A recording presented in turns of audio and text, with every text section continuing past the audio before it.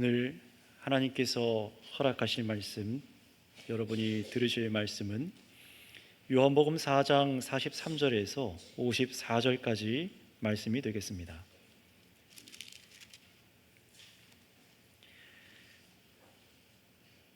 요한복음 4장 43절에서 54절까지 지난 말씀에 이어서 오늘 말씀도 한 절씩 교독하고 마지막 54절 같이 읽겠습니다.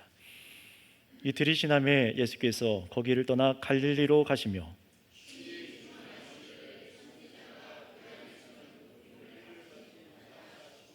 갈릴리에 이르심에 갈릴리인들이 그를 영접하니 이는 자기들도 명절에 갔다가 예수께서 명절 중 예루살렘에서 하신 모든 일을 보았음이더라.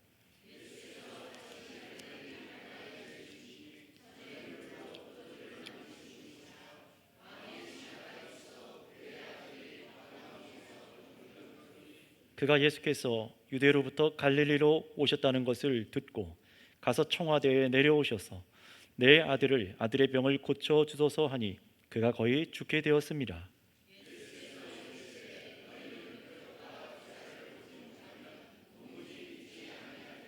신하가 이르되 주여 내 아이가 죽기 전에 내려오소서.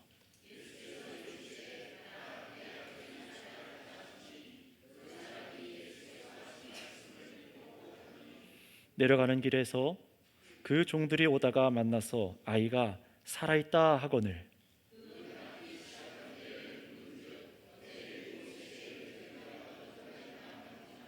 그의 아버지가 예수께서 내 아들이 살아있다 말씀하신 그때인 줄을 알고 자기와 그 온 집안이 다 믿으니라. 이것은 예수께서 유대에서 갈릴리로 오신 후에 행하신 두 번째 표적이니라. 아멘. 잠깐 기도하겠습니다. 하나님, 사마리아 사람들이 예수 그리스도의 말씀을 듣고 참 믿음에 이르렀던 것처럼 오늘도 이 성경 말씀을 듣고 이 설교를 통하여 참으로 주의 사랑하는 백성들이 온전한 믿음에 이를 수 있도록 주님, 우리 안에 여러 가지 믿음에 이르지 못하게 만드는 장애물들과 이 죄악의 문제를 드러내시며 참된 믿음의 길로 우리를 말씀으로 인도하여 주시옵소서. 감사하며 우리 구주 예수님의 이름으로 기도드렸습니다. 아멘.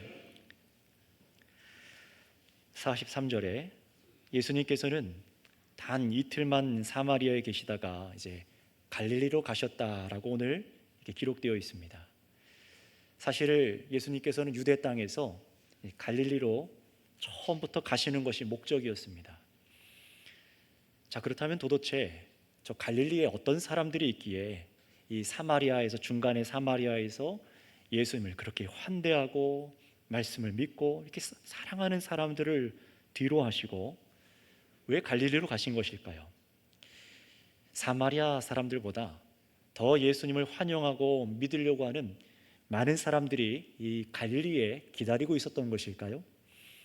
이런 우리의 예상과 달리 예수님께서는 이 갈릴리로 가시는 도중에 전혀 뜻밖의 말씀을 예수님께서 하십니다. 친히 증언하시기를 선지자가 고향에서는 높임을 받지 못한다 하시고, 아멘. 구약 말씀대로, 구약의 격언대로 예수님이 자라나신 그 지역에 가면은 고향 사람들에게 자신이 환영받지를 못한다고 말씀을 하시는 거예요. 그런 여러분 생각해 보세요. 상식적으로 환영받지 못하는 곳에 굳이 가실 필요가 있으실까요? 우리는 그렇게 생각할 수 있지만 이미 우리가 잘 아는 것처럼 예수님께서는 자신의 감정과 이 세상의 효율을 따라서 움직이는 분이 아니셨습니다. 이것은 우리 성도들에게 본을 보여주시는 것이기도 해요. 여러분, 예수님의 그 원하심과 기쁨, 움직이는 모든 원동력의 근원이 무엇입니까? 그것은 다른 것이 아니라 바로 하늘에 계신 하나님의 뜻을 행하시고 온전히 이루시는 것이 예수님을 움직이는 근원이었습니다. 바로 예수님께서 하나님 아버지의 뜻을 이루기 위해서 갈릴리로 가신다는 것이죠. 자, 그런데 막상 이 45절 그 다음 구절에 보면은 뜻밖의 말씀이 기록되어 있어요. 어떤 말씀이 기록되어 있는지 우리 45절 말씀을 다 같이 한번 읽어보겠습니다. 시작. 갈릴리에 이르시매 갈릴리인들이 그를 영접하니 이는 자기들도 명절에 갔다가 예수께서 명절 중 예루살렘에서 하신 모든 일을 보았음이라. 아멘. 이상하지 않습니까? 분명히 예수님께서는 내가 거기를 가면 환영받지 못할 것이다 라고 말씀하셨는데 어떻습니까? 갈릴리 사람들이 예수님을 영접했다라고 기록해요. 다시 말하면 열렬히 환영했다는 겁니다. 여러분, 예수님께서 잘못 예측하신 것일까요? 그렇지 않겠죠. 여기서 이 사람들이 예수님을 영접했다라고 할 때 사용된 이 영접이란 단어는요, 우리가 보통 예수 그리스도의 복음을 듣고 예수님이 참 나의 구주십니다라고 믿을 때 사용하는 그 영접이라는 단어와는 다른 말입니다. 우리 한글 번역으로는 똑같이 영접이라고 번역이 되었지만 아쉽게도 사실 헬라어 원문을 보면은 오늘 여기 기록된 이 영접은 다른 단어입니다. 어떤 거냐면은 말 그대로 귀한 손님이 올 때 마중을 나가서 모셔오는 정도의 영접이라는 단어예요. 그러니 다시 말하면 어떤 것입니까? 이 예수님의 고향의 사람들은 예수님이 정말로 하늘의 하나님께서 보내신 구원자, 영생을 주시는 그리스도로 믿은 것이 아니라는 것입니다. 다른 동기와 의도로 영접했다는 거예요. 그래서 성경은 갈릴리 사람들이 예수님을 영접한 이유를 분명히 이렇게 밝힙니다. 뭐라고 금방 여러분 읽었습니까? 이는 자기들도 명절에 갔다가 예수께서 예루살렘에서 하신 모든 일을 보았음이더라. 아멘. 요한복음 2장에 가면은 예수님께서 6월절에 예루살렘으로 내려가셨던 사건이 기록되어 있죠. 거기서 유대인들이 1년에 한 번 모이는 6월절날 표적을 일으키시고 많은 기적들을 일으키셨습니다. 놀라운 일들이 일어난 거예요. 그런데 이 갈릴리 사람들, 예수님의 동네 사람들도 예루살렘에 함께 갔다가 분명히 자기 동네에서 나고 자란 이 예수가, 사실 예루살렘에서 다른 곳에서 태어났지만 예수님께서 자라난 이 동네에서 예수님께서 자라난 것을 다 알고 있습니다. 그런데 그 예수가 어느 날 놀라운 기적을 일으키는 것을 예루살렘에 가서 본 거예요. 그러니 놀라운 기적을 일으키는 예수가 다시 고향에 온 것을 보고 모두들 나와서 환영하기 시작하는 겁니다. 하지만 예수님께서는요, 지금 이 상황을 전혀 기쁘게 여기지를 않으세요. 도리어 뭐라고 하셨죠? 높임을 받지 못한다 라고 그렇게 얘기하십니다. 다시 말하면 저들이 자신 예수님을 참되게 믿는 것이 아니라고 말씀하시는 거예요. 왜냐하면 지금 갈릴리 사람들은 예수님을 기적 행하는 자로 영접했기 때문에 그렇습니다. 어떤 사람이라고요?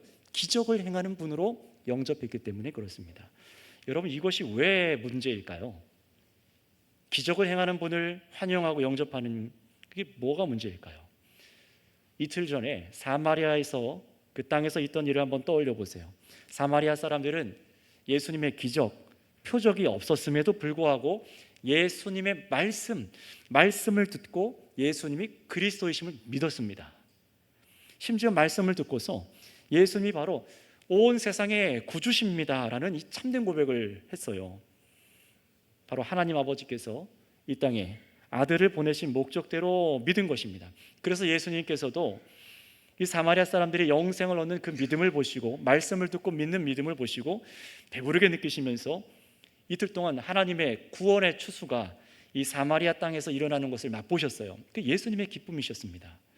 그런데 이 갈릴리 고향 사람들에게는 어떻습니까? 예수님이 보실 때에 사마리아 지역에서 보신 그 믿음과는 아주 비교되는 질 낮고 열등한 신앙을 마주하신 거예요.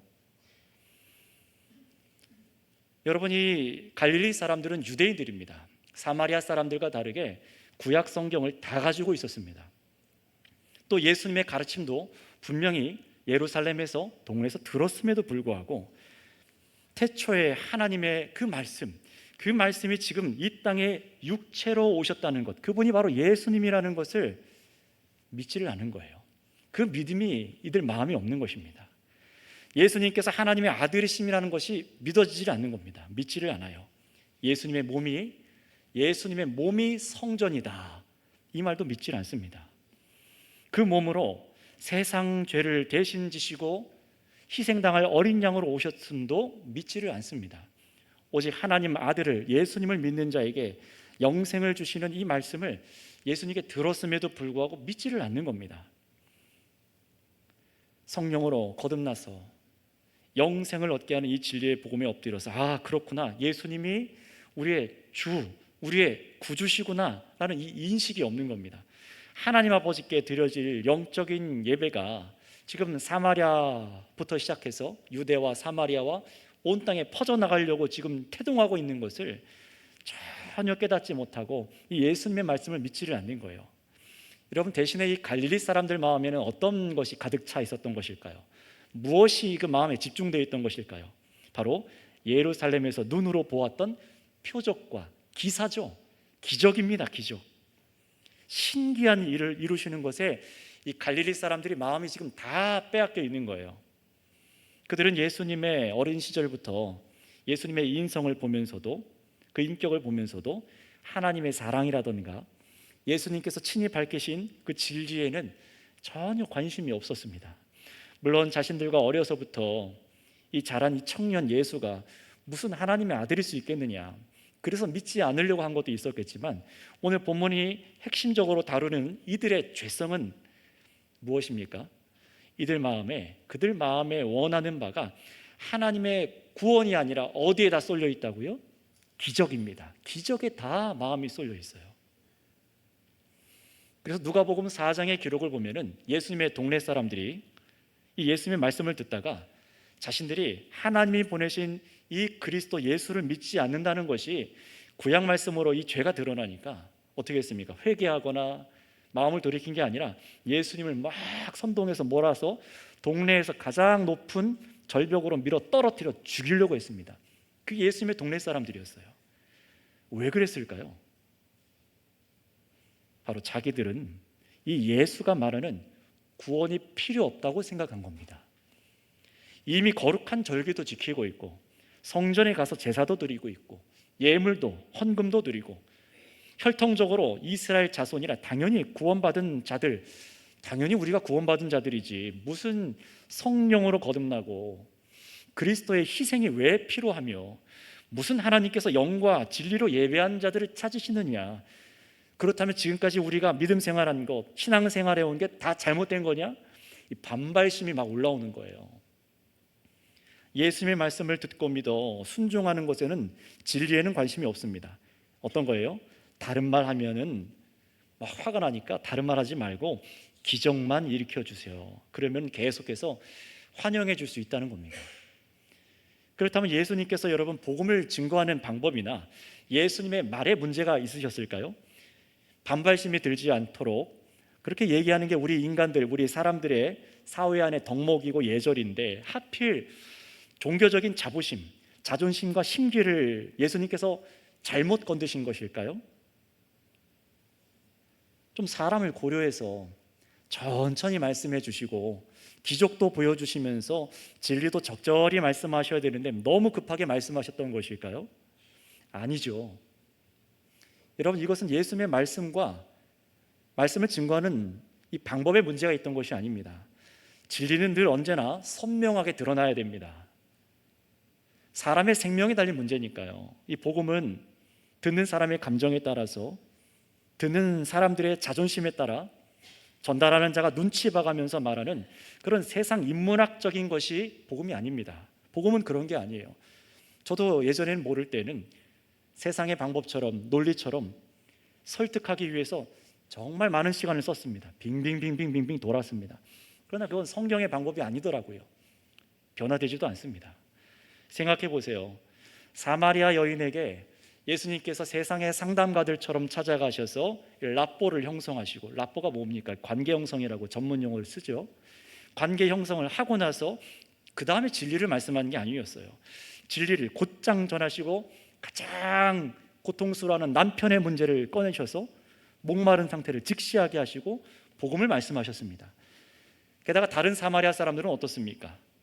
어떤 신기한 일이나 기적을 경험하지 않았음에도 불구하고 오직 예수님의 말씀을 듣고 진리로 받아들였어요. 이틀간 예수님의 말씀을 듣고 참으로 예수님께서 이분이 세상의 구주이시구나 라고 마음으로부터 믿은 겁니다. 하지만 어때요? 이 예수님의 고향 사람들이라고 통칭해서 말하는 이 갈릴리 사람들은 어떻습니까? 그들 마음에 이 사람을 살리는 생명의 말씀이 들어갈 자리가 없는 겁니다. 예수님이 들어갈 자리가 없는 겁니다. 왜 그렇습니까? 어려서부터 예수님이 저들을 알아서 이미 하나님을 잘 믿고 있다는 착각 때문일까요? 이런 문제도 있지만 더 큰 장애물이 있다는 것을 오늘 성경이 우리에게 가르쳐주고 있는 거예요. 여러분, 그 장애물이 뭘까요?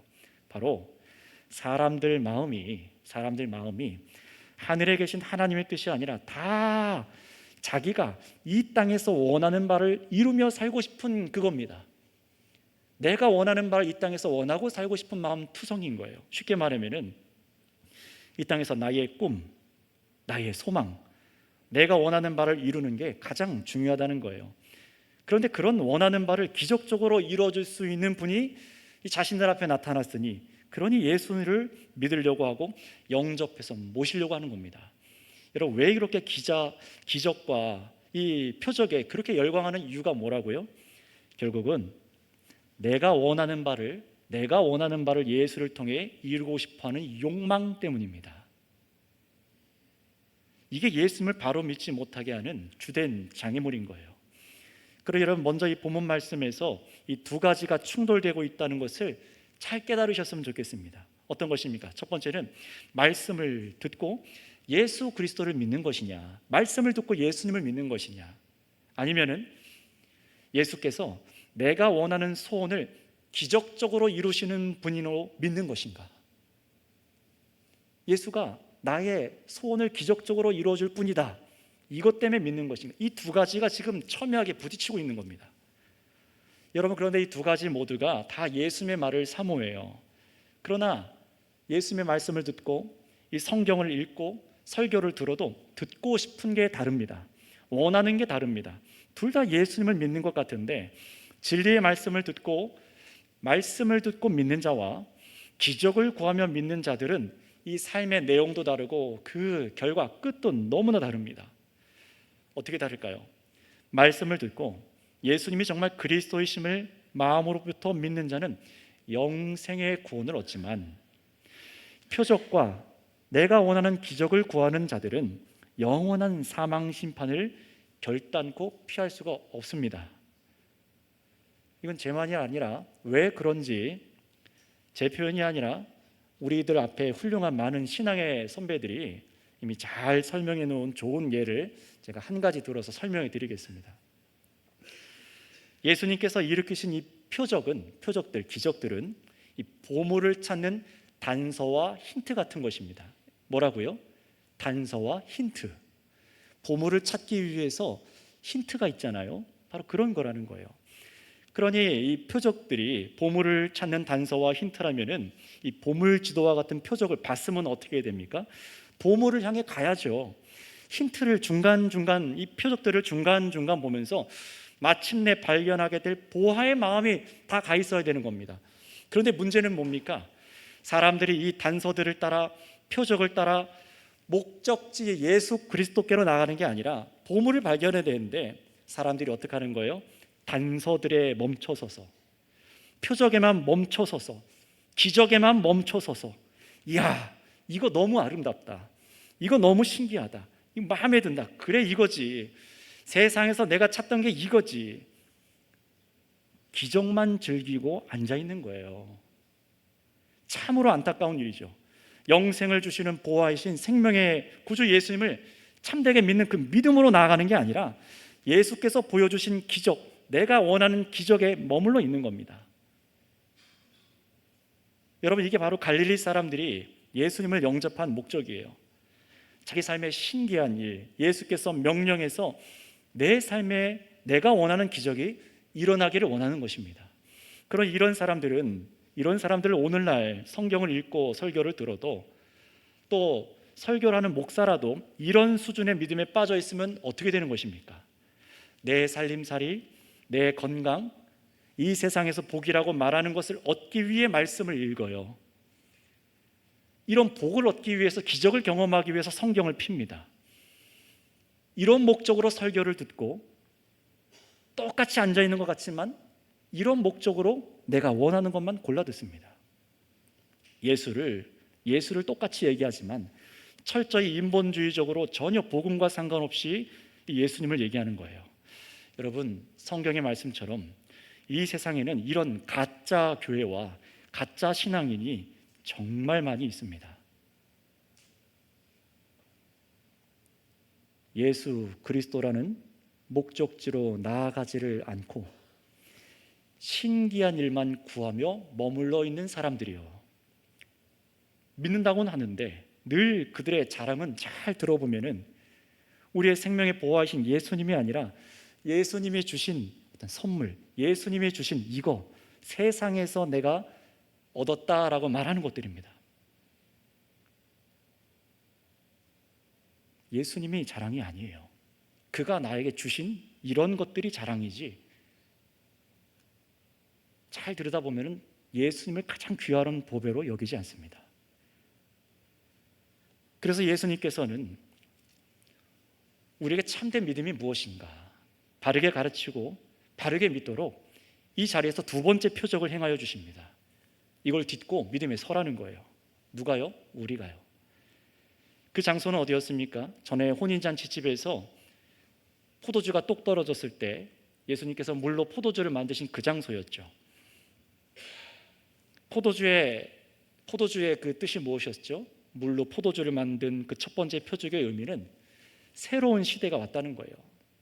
옛 것이 지나가고 새로운 시대가 왔다는 겁니다. 다른 것이 아니라 예수님이 우리를 정결하게 하신다는 겁니다. 우리를 깨끗하게 하여 주신다는 겁니다. 그래서 참으로 우리가 신뢰하고 믿고 연합해야 될, 가장 기뻐해야 될 신랑과 같은 분이 예수님이라는 것을 보여주는 것이 첫 번째 표적, 물로 포도주를 만드는 사건이었습니다. 그리고 이번에는 같은 지역에서 우리가 생명을 얻기 위해서 예수님이 누구신지, 어떻게 믿어야 되는지를 가르치십니다. 여러분, 그래서 어떤 일이 일어났죠? 갈릴리에 놀라운 기적을 일으키는 분이 예루살렘에 가셨다가 돌아오셨다, 이 소식을 듣고, 왕의 신하가 이 소식을 듣고 어디요? 가버나움에서부터 예수님을 찾아왔어요. 왜 찾아왔습니까? 이 왕의 신하의 아들이 병이 걸려서 죽게 되었기 때문입니다. 우리 정말 그런지 47절 말씀을 한번 읽어보겠습니다. 47절입니다. 시작. 그가 예수께서 유대로부터 갈릴리로 오셨다는 것을 듣고 가서 청와대에 내려오셔서 내 아들의 병을 고쳐주소서 하니 그가 거의 죽게 되었습니다. 아멘. 여러분, 생각해 보세요. 이 왕의 신하는요, 당시 유대를 다스리고 있던 헤롯 왕의 관료입니다. 그만큼 돈도 있고 권력도 권세도 있습니다. 근데 그런 사람이 지금 누구를 찾아온 거예요? 유대 로마의 유명한 의사를 찾아가든지 아니면 자기가 섬기는 왕에게 가서, 헤롯에게 가서 사정을 해야죠. 우리 아들이 이러니까 좋은 의사 좀 만나게 해주든지 어떻게 해주세요 라고 해야 되는 것 아니겠습니까? 이게 무슨 말입니까? 여러분, 생명을 살리는 문제는 세상의 어떤 권력도 지위도 해결할 수가 없다는 것입니다. 그런데 이 사람이 누구의 소문을 들었습니까? 예수에 대한 소문을 들었어요. 지푸라기라도 짚는 그런 심정이었겠지만 믿음이 있었습니다. 어떤 믿음입니까? 예루살렘에서 놀라운 기적을 일으키고 물로 포도주를 만든 그분이라면은 내 아들도 살릴 수 있겠다. 이 믿음을 가지고 40km나 가까이 되는 그 지역, 갈릴리까지 언덕길로 되어 있거든요. 쭉 언덕을 따라 하루 왼종일 그 더운 지방에서 예수님을 모시러 온 겁니다. 그리고 말하죠. 내 아들이 죽게 되었습니다. 곧 죽을 상태라는 거예요. 어떤 시도도 다 해봤겠죠. 근데 죽게 된 겁니다. 정말로요. 그러니 죽기 전에 내려와서 아들을 살려주세요. 이 왕의 신하가 간절히 간청하죠.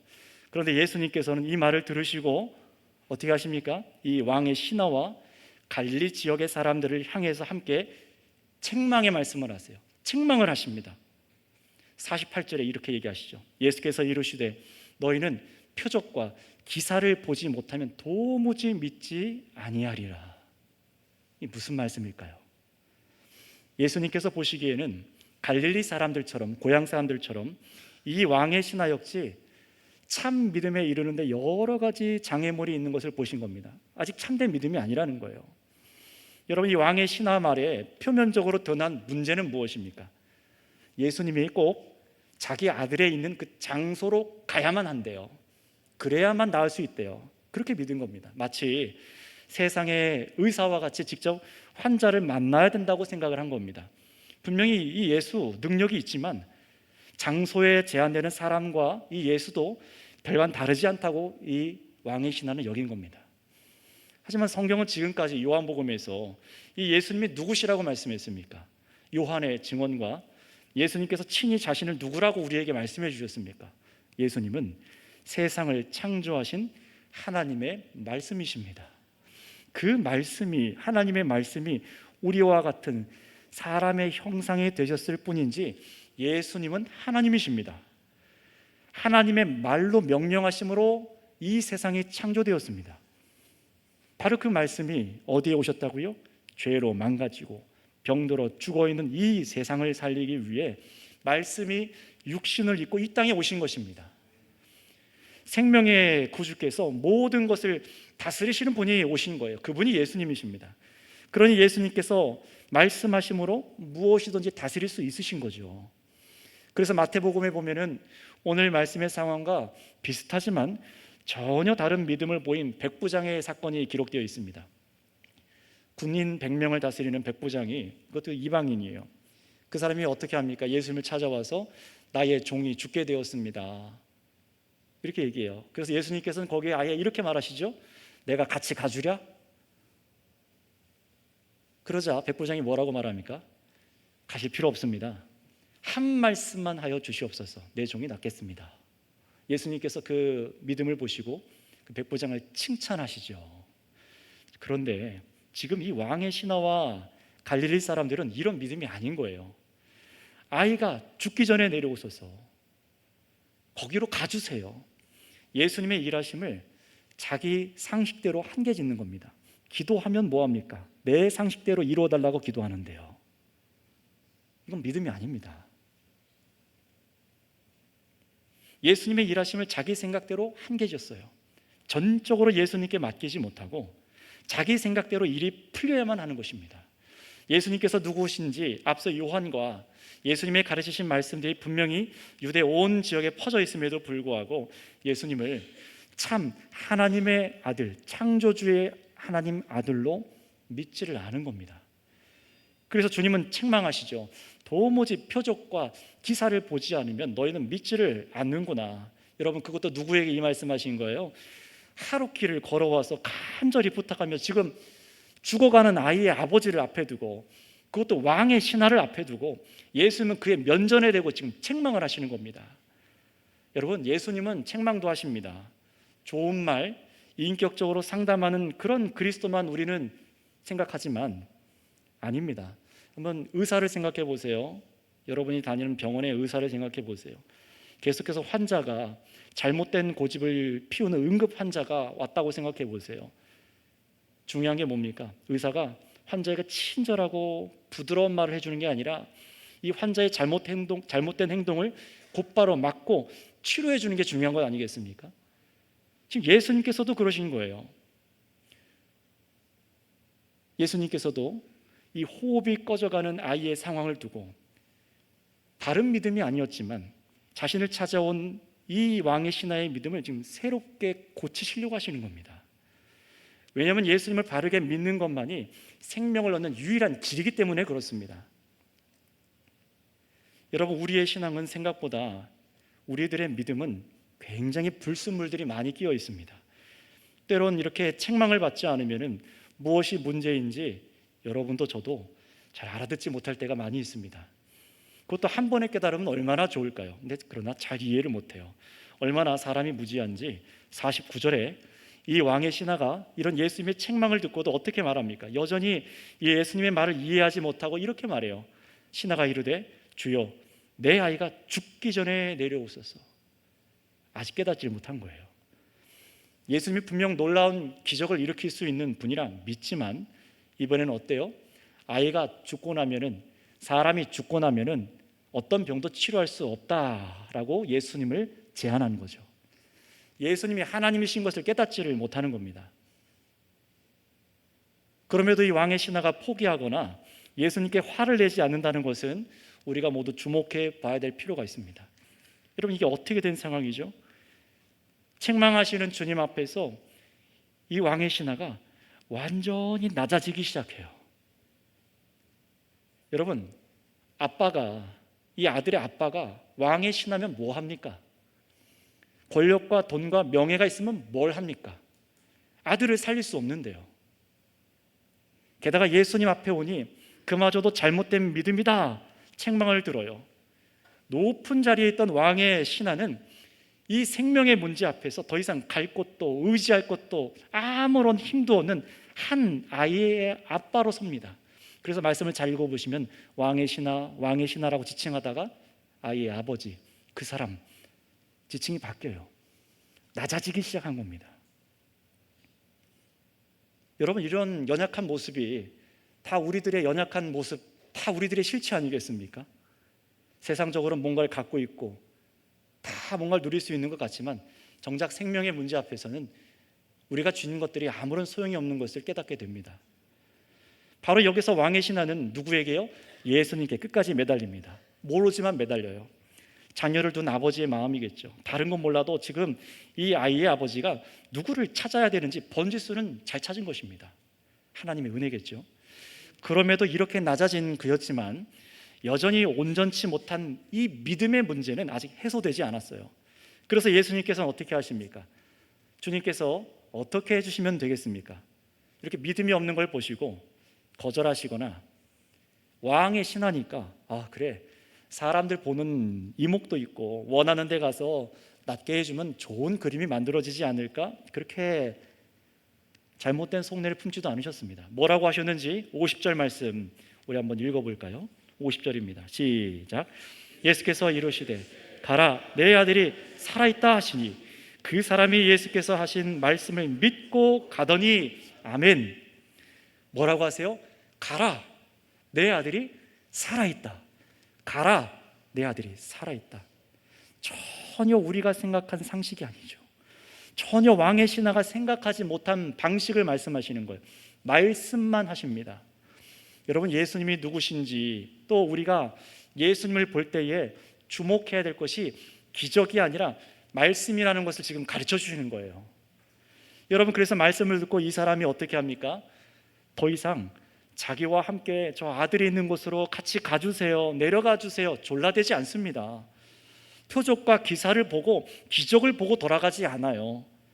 내가 기적을 볼 때까지는 떠나지 않겠습니다, 이렇게 하지 않습니다. 기적을 보여주세요라고 말하지 않습니다. 더 이상 눈에 보이는 표적과 기사를 찾지를 않습니다. 50절에 하신 말씀을 믿고 가더니, 가는 길에 다른 용한 사람을 찾지도 않아요. 그냥 그 말씀을 듣고 자기 아들한테 가는 겁니다. 말씀을 믿고 곧장 간 겁니다. 이게 믿음입니다. 이제 예수님의 말씀을 믿은 거예요. 여러분, 이게 우리가 예수님을 믿는 방식이어야 합니다. 아직 그리스도에 대한 깊이 있는 믿음은 아니지만 성경은 이제 그가 어떤 믿음으로 서게 되었는지를 우리에게 분명히 보여주고 있는 거예요. 어떤 겁니까? 이 사람이 이제 눈에 보이는 기적을 따라서 내가 원하는 바를 이루어 주시냐 아니냐에 따라서 예수를 믿으려는 그런 잘못된 신앙이 아니라 어떻게 된 겁니까? 예수께서 하시는 말씀을 전적으로 신뢰하는 믿음의 사람으로 바뀌었다는 것을 보여주는 것입니다. 조금 더 깊이 말씀드리자면은 참으로 사람이 듣고 의심하지 말고 순종해야 될 말씀이 누구의 말씀이라는 거예요? 바로 예수님의 말씀이라는 것입니다. 하나님의 아들의 권세로 세상을 다스리며 모든 사람을 구원할 수 있는 분이 누구라는 거예요? 바로 예수님이심을 말씀을 통해 믿는 것입니다. 여러분, 그래서 이 말씀의 순서를 잘 연구해 보세요. 잘 보세요. 왕의 신하가 예수님을 믿고 나서 아들이 낳은 게 아닙니다. 이해하셨습니까? 믿고 나서 아들이 난 게 아니에요. 여러분, 간절히 믿으면 무엇인지 이루어진다? 그런 거 아닙니다. 그건 미신이고요. 예수님께서 말씀하시니 나았다라는 것입니다. 예수께서 내 아들이 살아있다 말씀하실 때 나은 겁니다. 남자는 그 말씀을 믿고 그냥 간 것뿐이고, 그 믿음, 바로 그 믿음을 바로 예수께서 원하시는 믿음이다라고 성경은 가르쳐 주시는 거예요. 그래서 예수님의 표적을 바르게 이해한 사람들은요, 기적의 마음을 빼앗기는 것이 아니라 예수님의 정체와 그분의 말씀에 주목하기를 시작해요. 이분이 도대체 누군가? 이런 일을 행하시는 분이 어떤 말씀을 하시는 건가? 내가 바라보고 정말 보아야 될 게 무엇인 건가? 버려야 될 것은 무엇인가? 내가 믿어야 될 것은 무엇인가? 달라지기 시작하는 거예요. 그래서 51절에서 53절까지 말씀이 어떻게 되어 있습니까? 아들에게로 돌아가는 길에 저 가버나움에서부터 신하들이 올라오다가 당신의 아들이 나았습니다. 이 소식을 들은 이 사람이 어떻게 해요? 확신에 차서 물어보죠. 아이가 언제 낳기 시작하냐? 여러분, 막 환희에 차서 막 즐거워서 막 뛰는 그런 얘기가 기록되어 있지 않고, 아이가 언제 낳기 시작했느냐? 그것부터 물어봐요. 우리나라 시간으로 1시죠. 유대 시간으로는 7시, 우리나라 시간으로는 오후 1시에 당신의 아들의 열이 떨어졌습니다. 바로 그때가 예수께서 내 아들이 살아있다 말씀하신 그때였음을 깨닫고, 예수님을 자신만이 아니라 온 집안이 다 가족이 예수님을 믿게 되었다, 성경은 말씀합니다. 말씀으로 죽을 사람도 살리시는 이 표적을 경험하면서 이 사람도 이제 앞에 예수님의 제자들과 사마리아 사람들이 고백한 동일한 믿음에 이르렀다는 것입니다. 자, 그렇다면 여러분, 이 표적이 오늘 이 시간 저와 여러분을 어디로 이끌어 가려고 하는 것이죠? 3가지로 말씀드리겠습니다. 첫 번째는 기적을 보지 않고도 예수님의 말씀을 믿으라는 것입니다. 기적을 보지 않고도 예수님의 말씀을 믿으라는 것입니다. 두 번째는 예수님께서 말씀으로 시공간을 넘어 사람을 죽게 하는 질병도 통제하신다는 것을 믿으라는 것입니다. 말씀으로 시공간을 넘어 사람을 죽게 하는 질병도 통제하신다는 것을 믿으라는 겁니다. 그러나 여러분, 여기까지 그쳐서는 안 됩니다. 한 발 더 여러분 나아가셔서 3번째로 우리가 참으로 가져야 될 믿음은 이겁니다. 바로 예수님의 정체죠. 말씀으로 사람을 살게 하시는 예수님이 참으로 하나님의 아들이시며 세상의 구주이심을 믿는 것입니다. 나의 생명이, 우리들의 생명이 바로 이 예수님께 달려있음을 믿은 것입니다. 이 믿음으로 표적은 이끌어가고 있는 거예요. 그러니 여러분, 이 믿음으로 서기 위해서 오늘 저와 여러분들이 치워버려야 될 장애물들 역시 말씀을 통해 드러났어요. 어떤 것입니까? 예수님으로 내가 세상에서 원하는, 기적 보기 원하는 마음을 치워버리셔야 됩니다. 내가 세상에서 원하는, 기적을 보기 원하는 마음, 그게 내 마음에 가득 차 있다면 그거 치워버리세요. 장애물입니다. 또 예수님의 능력을 세상 기준으로 한계짓던 것 치워버리십시오. 예수님은 하나님이십니다. 아무리 성경을 읽고 설교를 들으면 뭐합니까? 안 믿고 다른 방법으로 살아가는데요. 그 장애물 버리셔야 됩니다. 우리에게 말씀을 주시고 살게 하시는 분은 하나님이십니다. 병을 고치시는 것도 하나님이십니다. 그리고 여러분이 뭐든 믿으면, 내가 뭐든 믿으면 예수님께서 다 이루어 주신다, 그런 생각도 함께 치워버리세요. 그런 긍정의 믿음은 성경에서 말하는 믿음이 아닙니다.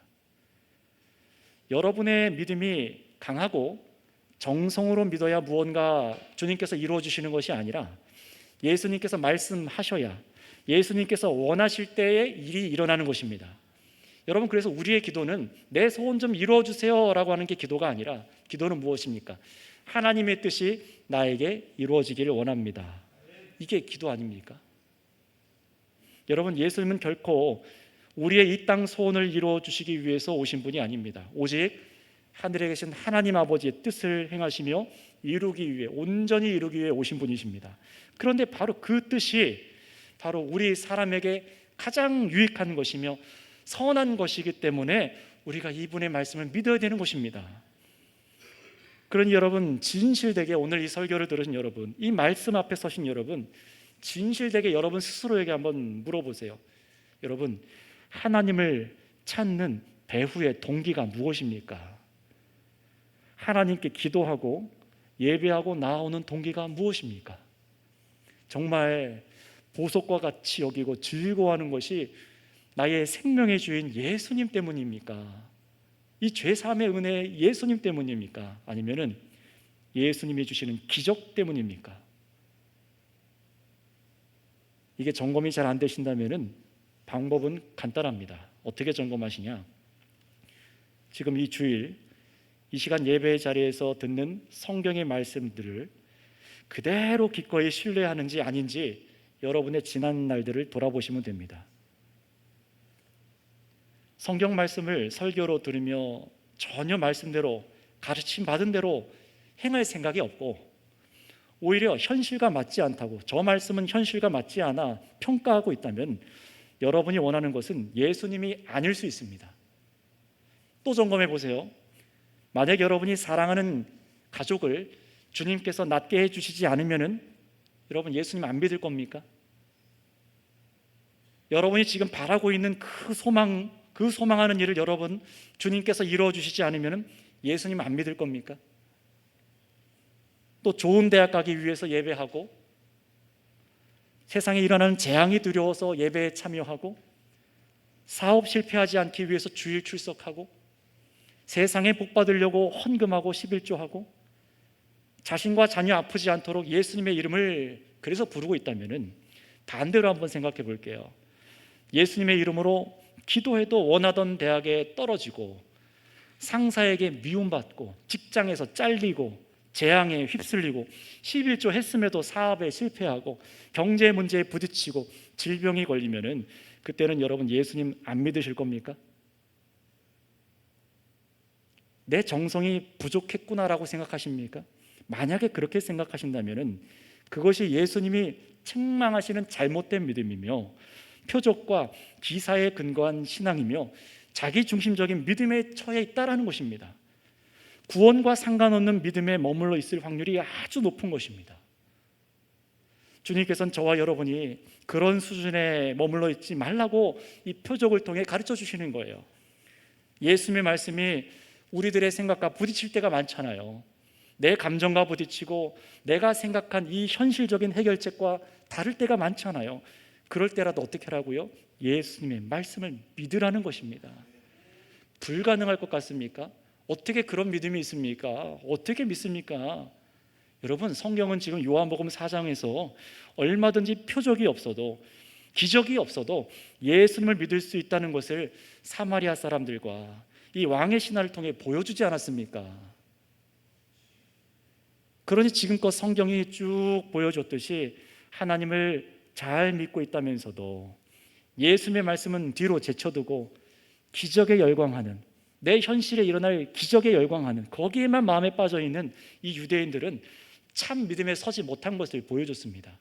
구원받지 못하고 지옥 심판을 피하지 못하는 것입니다.